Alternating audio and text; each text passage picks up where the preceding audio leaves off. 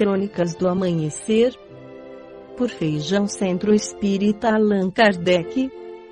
Balneário Gaivota, 21 de novembro de 2018. A democracia em perigo. Em seu editorial de 14/10, o jornal É o País afirmou que o avanço eleitoral da extrema-direita no Brasil, que no próximo dia 28 poderia se traduzir na eleição de Jair Bolsonaro como presidente da República, e realmente aconteceu, veio a confirmar a extensão e a profundidade dos riscos que pairam sobre a democracia parlamentar em todo o mundo.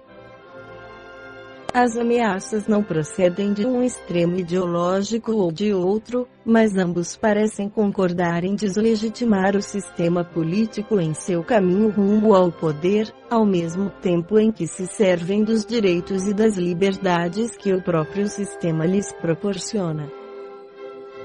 A América Latina não é a única região em que o fenômeno está alcançando estações de difícil retorno. Em países como Venezuela, Bolívia ou Nicarágua, também na Europa, as opções extremistas de todos os matizes estão passando de condicionar a agenda política às margens do sistema, como vinha ocorrendo até agora, a instalar-se solidamente em seu interior, graças a um apoio eleitoral cada vez mais amplo. Enquanto isso, Donald Trump aspira a ganhar a lealdade das forças que questionam os regimes de liberdade. Vladimir Putin manobra cada vez mais abertamente valendo-se delas para destruí-los, e a China persevera em um modelo próprio.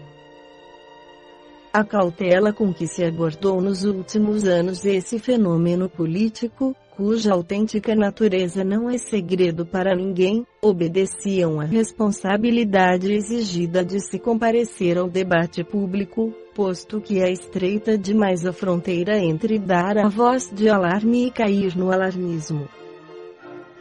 Mas os recentes avanços de líderes políticos que concebem a democracia como uma escala tática na realização de seus programas obrigam a dar esse passo.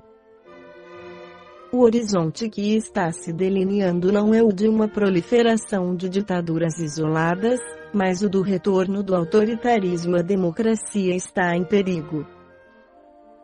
Ninguém deveria se enganar com o fato de que as alternativas que se propõem a destruí-la asseguram que seu objetivo é defendê-la.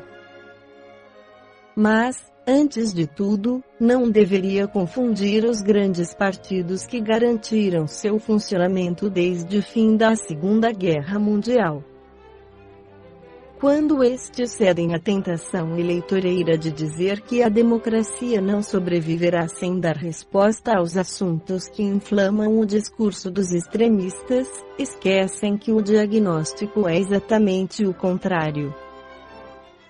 Não é que a democracia não tenha resposta para os problemas que obcecam o obscurantismo, como a nação, a identidade e segurança, mas que os extremistas não têm resposta para a liberdade, a igualdade e a fraternidade. Sem dar resposta a esses desejos, não só a democracia não sobrevive, como tampouco a dignidade do ser humano.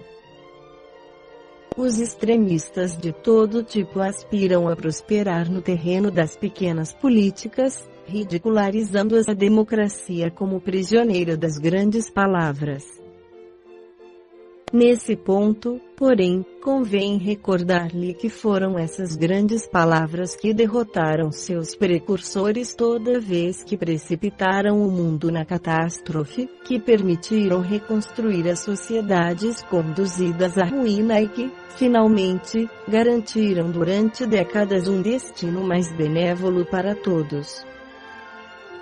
Que ninguém duvide que as grandes políticas para as grandes palavras existem, e que nada tem a ver com as boas intenções. Aplicá-las exige de todas as forças que defendem a democracia não se deixar seduzir pelos apelos de um realismo que no fundo é só complicidade com seus inimigos. O extremismo quer fazer crer que democracia é escolher entre o medo que acena com uma mão e as correntes que aspira a impor com a outra.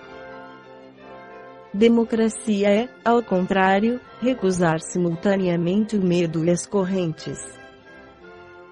No livro Brasil, Coração do Mundo, Pátria do Evangelho e Espírito, Humberto de Campos, pela psicografia de Francisco Cândido Xavier, afirma: se a monarquia, embora todas as liberdades públicas que desenvolvera, espíritos avançados do Brasil a consideravam como a derradeira recordação da influência portuguesa, a República era considerada pela comunidade brasileira como a fórmula de governo compatível com a evolução do país e com a posição cultural do seu povo.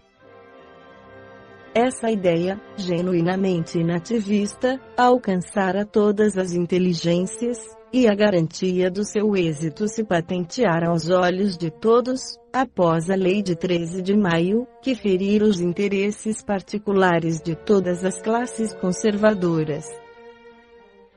Por essa razão, os anos de 1888 e 1889 assinalaram os derradeiros tempos do único império das plagas americanas. Por toda parte e em todos os ambientes civis e militares acendiam-se os fachos do idealismo republicano, sob o palio da generosidade da coroa. No mundo invisível, reúne o Senhor as falanges benditas de Ismael e dos seus dedicados colaboradores e, enquanto as luzes tênues douravam o éter da imensidade, que se enfeitava de luminosas flores dos jardins do infinito, falou a sua voz, como no crepúsculo admirável do sermão da montanha: irmãos, a pátria do Evangelho atinge agora sua maioridade coletiva.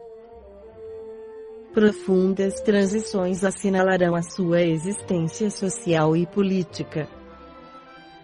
Uma nação que alcança sua maioridade é responsável legítima e direta por todos os atos comuns que pratica, no concerto dos povos do planeta. Necessário é separemos agora o organismo político do Brasil dos alvitres permanentes e constantes do mundo espiritual, para que todos os seus empreendimentos sejam devidamente valorizados.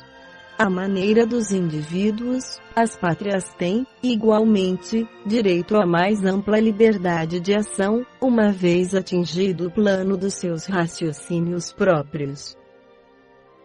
Acompanharemos, indiretamente, o Brasil, onde as sementes do Evangelho foram jorradas a mãos cheias, a fim de que o seu povo, generoso e fraternal, possa inscrever mais tarde a sua gloriosa missão espiritual nas mais belas páginas da civilização, em o livro de ouro dos progressos do mundo.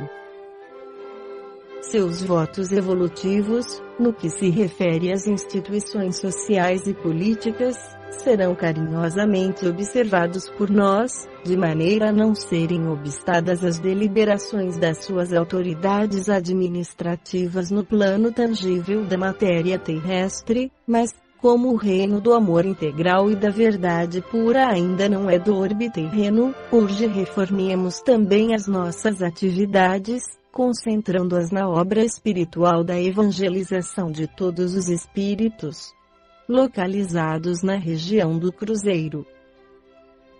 Consolidareis o templo de Ismael, para que do seu núcleo possam expandir-se, por toda a extensão territorial da pátria brasileira, as claridades consoladoras da minha doutrina de redenção, de piedade e de misericórdia. Ensinareis aos meus novos discípulos encarnados a paciência e a serenidade, a humildade e o amor, a paz e a resignação, para que a luta seja vencida pela luz e pela verdade. Abrireis para a caravana do Evangelho, que marcha ao longo dos caminhos da sombra, a estrada da revolução interior, cujo objetivo único é a reforma de cada um, sob o fardo das provas, sem o recurso à indisciplina perante as leis estatuídas no mundo e sem o auxílio das armas homicidas. A nova revelação não é dada para que se opere a conversão compulsória de César às coisas de Deus, mas para que César esclareça o seu próprio coração, edificando-se no exemplo dos seus subordinados e tornando divina a sua imperfeita obra terrestre.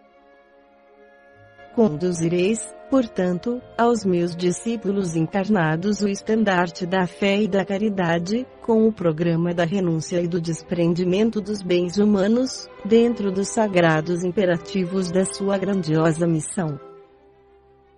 A proclamação da República Brasileira, como índice da maioridade coletiva da nação do Evangelho, há de fazer-se sem derramamento de sangue, como se operaram todos os grandes acontecimentos que afirmaram, perante o mundo, a pátria do Cruzeiro, os quais se desenvolveram sob a nossa imediata atenção. Doravante, o Brasil político será entregue à sua responsabilidade própria. As transições se realizarão acima de todos os cultos religiosos, para que todas as conquistas se verifiquem fora de qualquer eiva de sectarismo. Os discípulos do Evangelho sofrerão, certamente, os efeitos dolorosos da borrasca em perspectiva. Estaremos, porém, apostos, sustentando o Brasil espiritual, que, de hora em diante, passará a ser o nosso precioso patrimônio.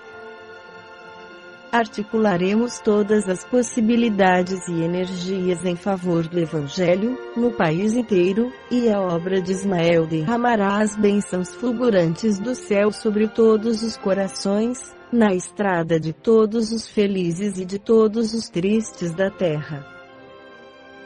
Acordemos a alma brasileira para a luminosa alvorada desse novo dia. As falanges do infinito, sob as bondosas determinações do Divino Mestre, preparam, então, o último acontecimento político, que se verificaria com o seu amparo direto e que constituiria a proclamação da República. Todas as grandes cidades do país, com o Rio de Janeiro na vanguarda, se entregam à propaganda aberta das ideias republicanas. Os espíritos mais eminentes do país preparam o grande acontecimento. Entre os seus organizadores, preponderam os elementos positivistas, para que as novas instituições não pecassem pelos excessos da paixão sanguinolenta dos sectarismos religiosos, e, a 15 de novembro de 1889, com a bandeira do novo regime nas mãos de Benjamin Constant, Quintino Bocaiúva, Lopes Trovão, Cerzedelo Corrêa, Rui Barbosa e toda uma pleiade de inteligências cultas e vigorosas. O Marechal Deodoro da Fonseca proclama, inopinadamente, no Rio de Janeiro, a República dos Estados Unidos do Brasil. O grande imperador recebe a notícia com amarga surpresa. Deodoro, que era íntimo do seu coração e da sua casa, voltava-se agora contra suas mãos generosas e paternais. Todos os ambientes monárquicos pesam esse ato de ingratidão clamorosa, mas, a verdade é que todos os republicanos eram amigos íntimos de D. Pedro, quem não lhe devia, no Brasil, o patrimônio de cultura e liberdade. Os instantes de surpresa, contudo, foram rápidos. O nobre monarca repeliu todas as sugestões que lhe eram oferecidas pelos espíritos apaixonados da coroa, no sentido da reação. Confortado pelas luzes do alto, que o não abandonaram em toda a vida, D. Pedro II não permitiu que se derramasse uma gota de sangue brasileiro, no imprevisto acontecimento. Preparou, rapidamente, sua retirada com a família imperial para a Europa, obedecendo às imposições dos revolucionários e, com lágrimas nos olhos, rejeita as elevadas somas de dinheiro que o Tesouro Nacional lhe oferece, para aceitar somente um travesseiro de terra do Brasil, a fim de que o amor da pátria do cruzeiro lhe santificasse a morte, no seu exílio de saudade e pranto. Jesus, porém, consoante a sua promessa, lhe santificaria os cabelos brancos. Uma tranquila paciência caracterizou o seu inenarrável martírio moral. O grande imperador retirou-se do Brasil deixando, não um império perecível e transitório do mundo, mas uma família ilimitada, que na década de 50 atingiu a soma de quase 50 milhões de almas e hoje são mais de 200 milhões. No livro Falando a Terra pela psicografia de Francisco Cândido Xavier, o espírito Deodoro da Fonseca faz a sua avaliação daquele momento, volvidos 61 anos sobre a proclamação da República no Brasil. Não recordamos o evento para lastimar a audaciosa apostasia, ante os princípios monárquicos, mesmo porque a evolução transita por sendas inelutáveis.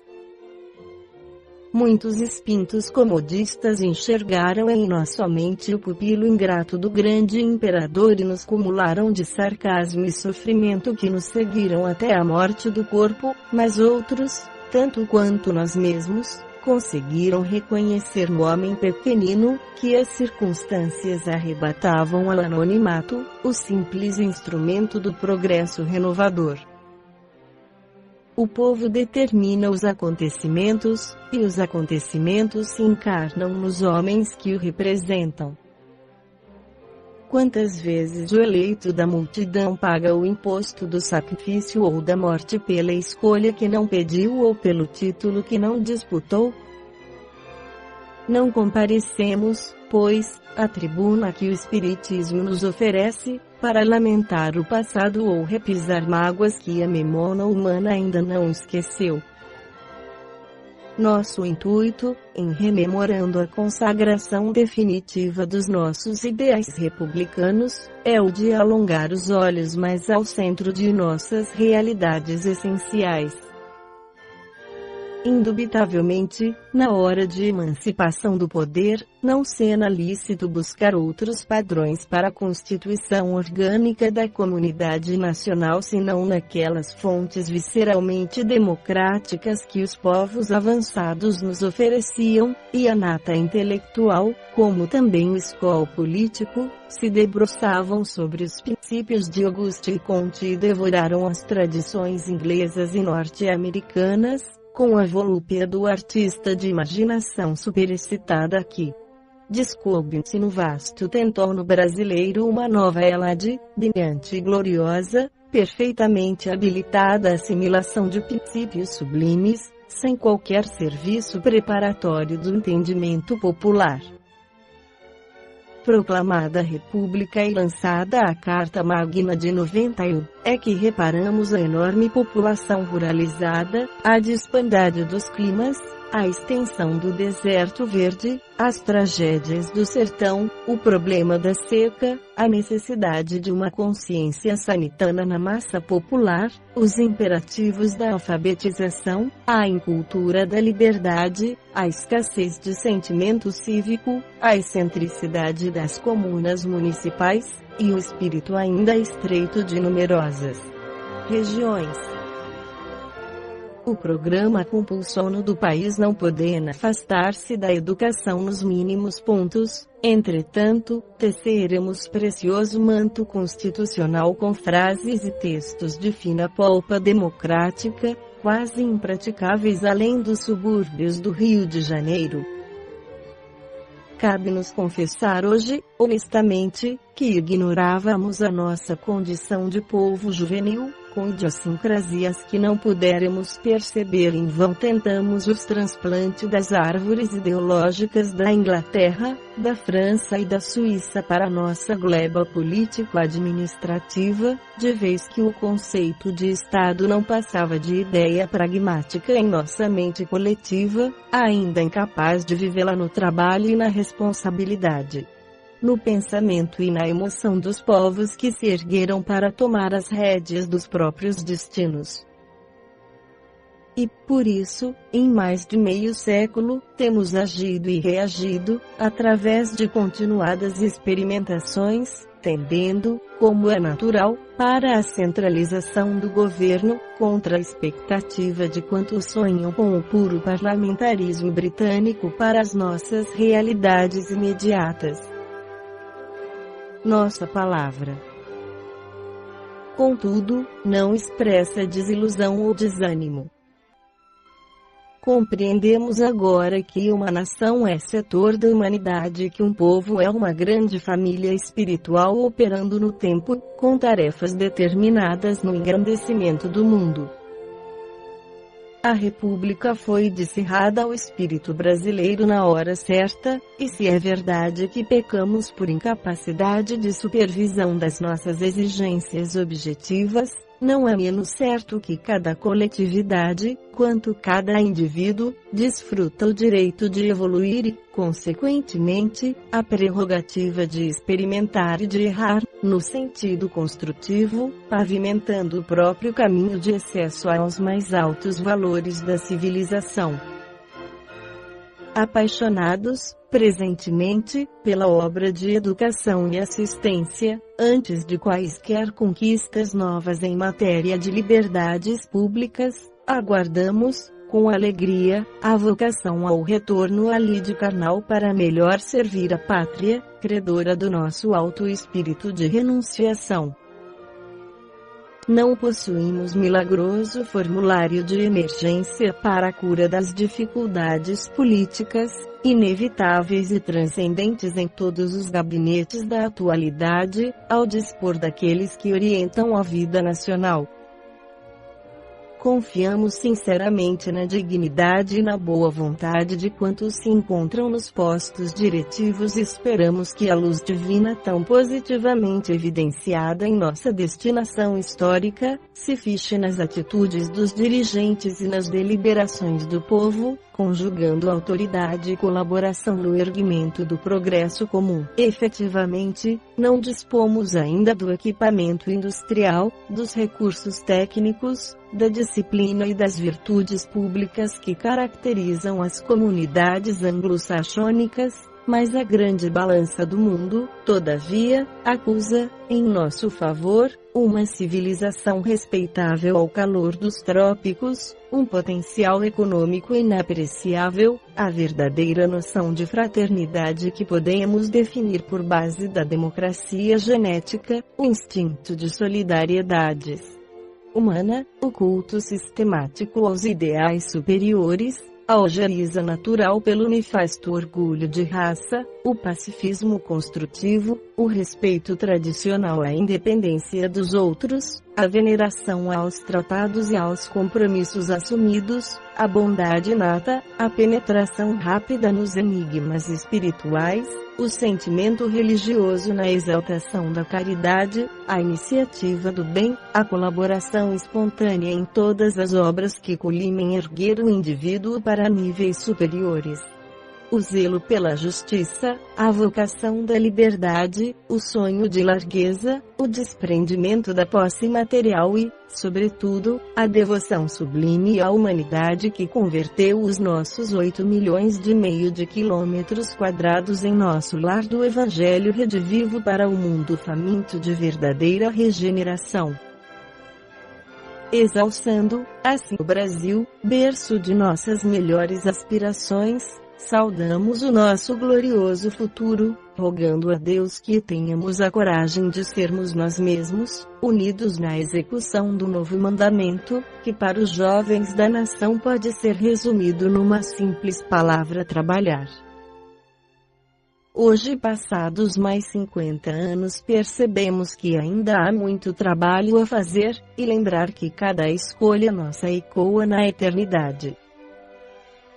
Por isso devemos lembrar das sábias palavras do Espírito Rui Barbosa no mesmo livro, onde diz: guarda o teu augusto patrimônio de liberdade à distância de todos os gigantes do terror, dos deuses da carniça e dos gênios da brutalidade, que tentam ressuscitar os fósseis da tirania. Elege trabalho por bússola do progresso e da ordem, porque de tuas arcas dadivosas manará novo alimento para o mundo irredimido. Templo de solidariedade humana, teu ministério de pacificação e redenção apenas começa, novo hino será desferido por tua voz no coro das nações. Nem Atenas adornada de filósofos, nem Esparta pejada de guerreiros, nem estátuas impassíveis, nem espadas contundentes, nem Roma, nem Cartago, nem senhores, nem escravos. Desdobrem-se, isto sim, em teu solo amoroso ramos viridentes da árvore do Evangelho, a cuja sombra inviolável se mitigue a sede multimilenar do homem fatigado e deprimido. Desfralda o estrelado pavilhão que te assinala os destinos e não te quebrantes, agudo, frente dos espetáculos cruentos, em que os povos desprevenidos da atualidade erguem cenotafios e ossuários à própria grandeza. Descerra hospitaleiras portas aos ideais da bondade construtiva, do perdão edificante, do ilimitado bem, porque somos em ti a família venturosa do cristianismo restaurado, e, por amor, se necessário, 1000 vezes nos confundimos no pó abençoado e anônimo dos teus caminhos floridos de esperança, empunhando o código da justiça para o exercício varonil do direito, emergindo das sombras da morte celeiro sublime da vida renascente. Grande Brasil, berço de triunfos esplêndidos, aberto a agudo glorificação do Cristo, seja Ele a tua inspiração redentora, o teu apoio infalível, a trava mestra de tua segurança, e, enaltecendo o messianismo do teu povo fraterno, em cujo seio generoso se extinguem todos os ódios de raça e se expungem todas as fronteiras do separatismo destruidor, que o Mestre encontre no âmago de teu coração o sagrado poiso das boas novas de salvação.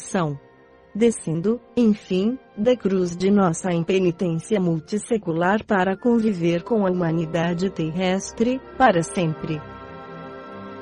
Esta foi a crônica do amanhecer de 21 de novembro de 2018, por Feijão Centro Espírita Allan Kardec.